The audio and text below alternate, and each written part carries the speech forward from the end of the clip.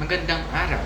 Sa video na ito, tatalakayin natin ang ika-18 kabanata ng Florante at Laura ni Balagtas na may pamagat na Isang Liham, saknong 232 hanggang 239. Pag-aaralan din natin ang mga mahalagang pangyayari at aral, mensahe o implikasyon na matatagpuan sa kabanatang ito. Ngayon ay simulan na natin ang pagbigkas ng tula. Isang liham. Naging 100 pa ako sa Atenas, hinintay ang loob ng ama ko ng leyon. Saba ko at nooy tumanggap ng sulat na ang bala ng nila iwang may kamandag. Gunam-gunang na di napagod. Umapis, di ka na inanog ng luha na mabilis. Iyong ginugulo ang bait ko't isip at di mo payagang payapa ang dibdib. Kamandag kang lagak na iyong kamatayan sa simtang inako'y di nagpakundangan.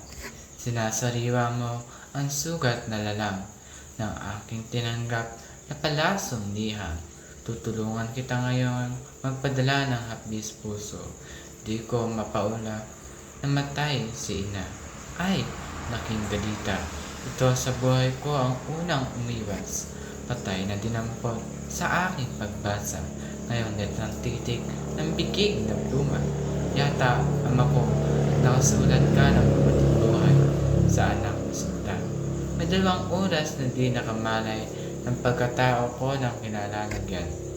Dahil sa kalinga ng kasama ang tanan, ay di mo na ako nakasalitaan. Nang may masmasan na rito, ang sakit 2 kong matay naging parang batis. At ang ay, inay, kung kaya mapatid ay nakalimutan ang paghingang gipit. Sa panahon yaoy, ang buo kong damdamin ay nanaw na sa akin ang sandaigdigan.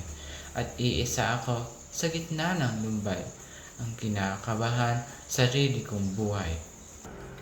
Ngayon naman ay dumako tayo sa mga mahalagang pangyayari. Ang pagtanggap ng anak ng liham mula sa ama. Ang pagbasa ng anak sa liham. At ang matinding kalungkutan na dinalaman niya ang pagkabigla at pagkawala ng ulirat ng anak matapos malaman ang balita ng pagkamatay ng ina. Ang paggising ng anak at ang patuloy na pagdaloy ng kanyang luha at hinanakit. Ngayon naman ay alamin natin ang mga aral o mensahe ng tula.